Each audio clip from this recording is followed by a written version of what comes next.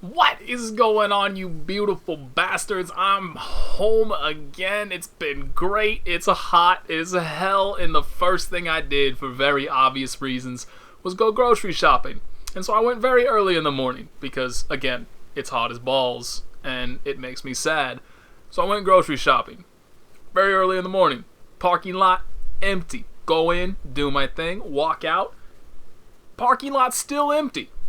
Except for the one other person that decided to park directly next to me for some reason. And not only that, they parked so far over the line that I had to shimmy my way in and then barely open the door and basically have to put on a personal Cirque du Soleil act in order to get into my vehicle. And I was so tempted to just hulk out and slam the door into their door and just make as much damage as possible, because what the hell is wrong with you? I hate people, man. So it was a nice return back home. Hope y'all are doing well. I'm gonna get back on the grind very soon. Obviously I need to get started on Unist ASAP. I'm gonna take a couple days just for me, just to die and just that, do nothing. Have a couple days where I can just do literally nothing.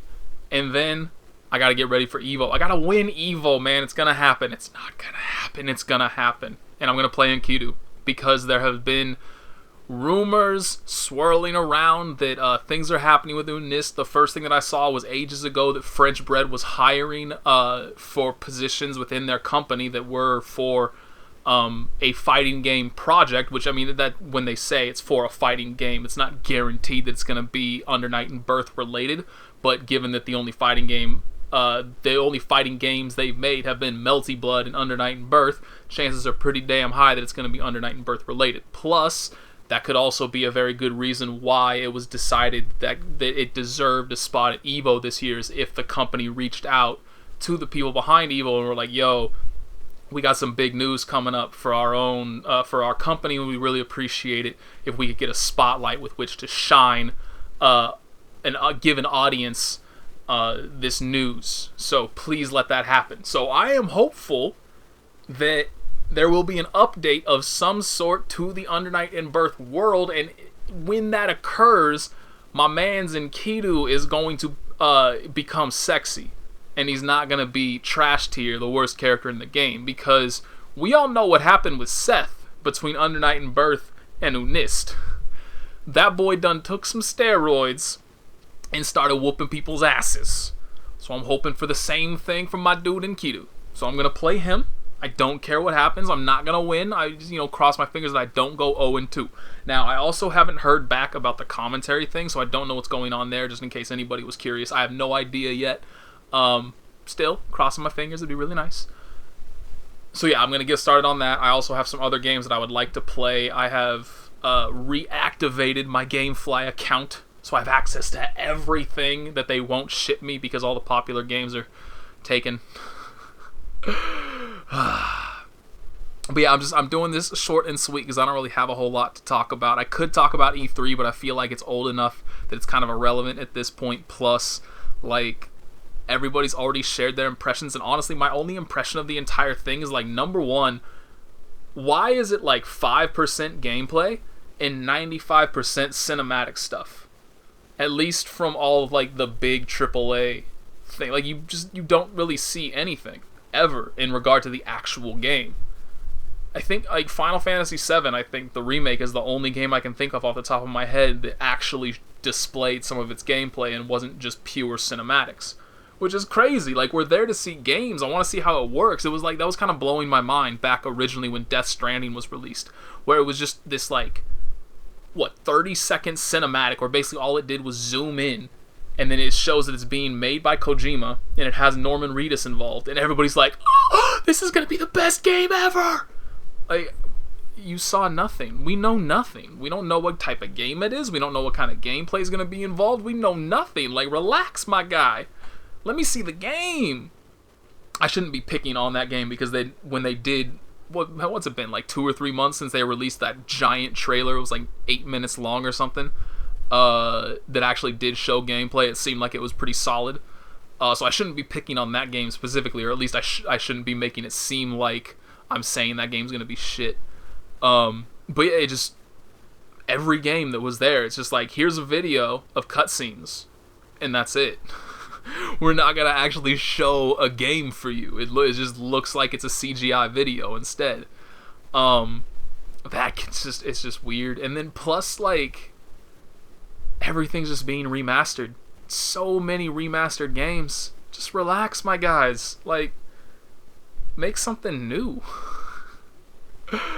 Ugh.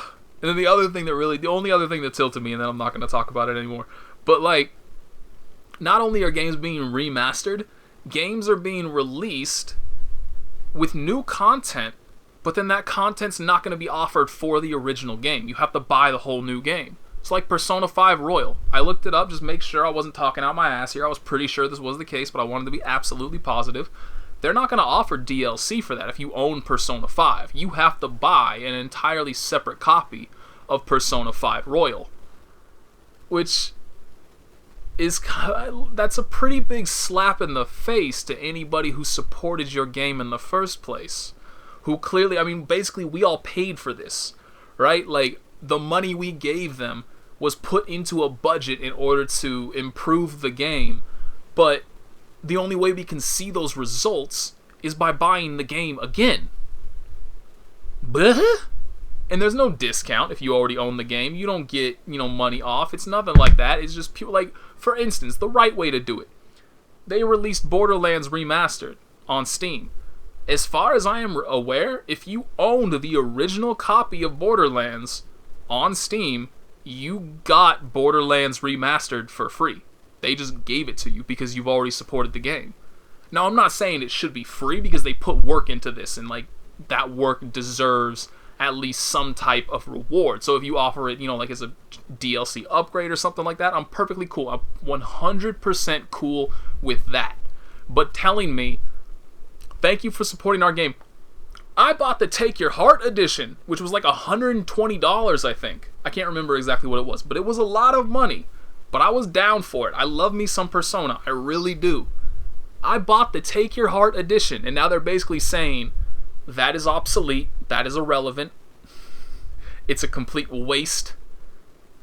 Buy this new game for full price, because fuck you and no other reason. What?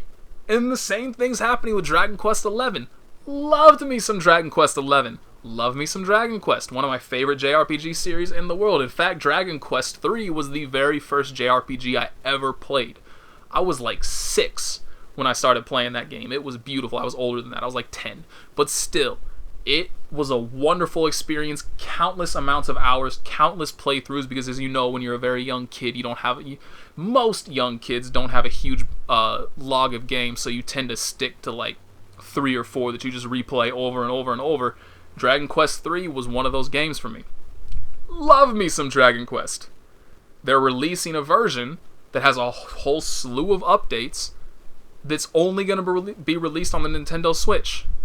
So if you bought the PS4 version, or if you bought the Steam version like I did, you're shit out of luck. You don't get to see any of those updates. You don't get to see any of the work that they've done unless you buy the game again on the Switch. And one of the worst things too is that Dragon Quest is well known for having orchestral soundtracks. Very high quality, well done orchestral soundtracks. And so it was a huge blow when Dragon Quest XI came out and we found out that this was not orchestral. It was all just machine made. And so a lot of people were, I feel, justifiably upset that the quality of the soundtrack of the music was not what we expected, wasn't what the usual quality that you would get out of Dragon Quest. And so now, for the Switch version, one of their selling points is that the soundtrack is now orchestral. It has been recorded properly, basically. And that's one of the reasons you should purchase this version, is because it has an orchestral soundtrack. But it's not going to be made available if you own the Steam version or the PS4 version. You have to buy the Switch version. You have to buy, and arguably from every other quality standpoint, because as nice as the Switch is, as amazing as the Switch is, everybody knows from a technical standpoint it cannot stand up to PS4 or Xbox One or a PC. It can't. It just can't. And so sacrifices have to be made to the quality in other places if you're going to port games that are pushing what a PS4 or an Xbox One can do. You have to make sacrifices in order to make it work on the Switch, because the Switch's processing power just isn't the same. It's been built for other things. And so you basically have to buy an inferior product to get what you wanted all this time. And that just baffles me. And so it's like, I want to support these games. I love these games. But I'm probably not going to. I'm going to miss out on the Persona 5 Royal content. At least until like there's a massive sale on it or something. Same thing with Dragon Quest XI. I probably won't buy Dragon Quest XI, period. Just out of pure spite. But like, I'll tell you what, Atlas. Square Enix, you done fucked up. Dragon Quest XI is out of my mind. I played it, I've beaten it. I'm pretty sure I got all the achievements on Steam. You're not gonna bamboozle me again so that you can come out with some other updated version down the road for Dragon Quest. For the PlayStation 5, where you add even more new content and you put all the definitive edition content in it as well. It's not gonna happen. I'm not gonna get tricked by that. But Atlas, I'll buy Persona 5 Royal if you get Persona 5 Arena. Get that going. Also, Shin Megami Tensei 5. That's not gonna be the last thing I talk about. Shin Megami Tensei 5 was part of the lineup of games that was originally announced by Nintendo as a way to sell the Switch. These are the games that we're gonna have. We're announcing the Nintendo Switch, and here are the games that we're gonna get for this console. Please buy our console. Shin Megami Tensei was on that list. Since then, I believe the only thing we've gotten is like a short 1-minute teaser trailer that showed off a sprite for Thor. And that was it. Or was it Odin? I'm pretty sure it was Thor. I'm fairly certain. But it might have been Odin. I'm almost positive it was Thor, though. Regardless, we've seen nothing. We've heard nothing. Yet, in that time, about 27 different Persona spin-offs have come out. Where the hell is my Shin Megami Tensei 5? The worst part about it, too, is that I actually 100% believe Shin Megami Tensei has a higher potential for an audience than Persona does. Because as amazing as Persona is, as much as I love Persona, the gameplay doesn't hold up to what Shin Megami Tensei offers in terms of overall difficulty, and I think that the story as well tends to be more appealing, especially in terms of like the kind of fantasy that people are getting latched into now, where like you have this dark, grim, post-apocalyptic reality that you have to survive in. That, you know, it's ripe with potential, and like people are waiting for something like that. You basically have the Dark Souls of JRPGs already made, already established in your fingertips. All you have to do is give it the proper amount of attention and the proper amount of work. And I feel like they have a gold mine on their hands. But all of their effort is going into Persona and trying to lift Persona. I mean, not that they shouldn't, obviously, but if they put the same amount of work and effort into SMT as they put into Persona, it'd be a different world. Because Apocalypse and 4 and Apocalypse were both okay, but deeply flawed for a variety of reasons, and there are different reasons for each one. But I'm not here to do a game review, but just saying they were flawed, and that cost them. And if they come out with a game, if 5 comes out and has hopefully even better quality, but at least the same amount of quality that Persona 5 had, that's going to get some attention. And people are going to flock to it.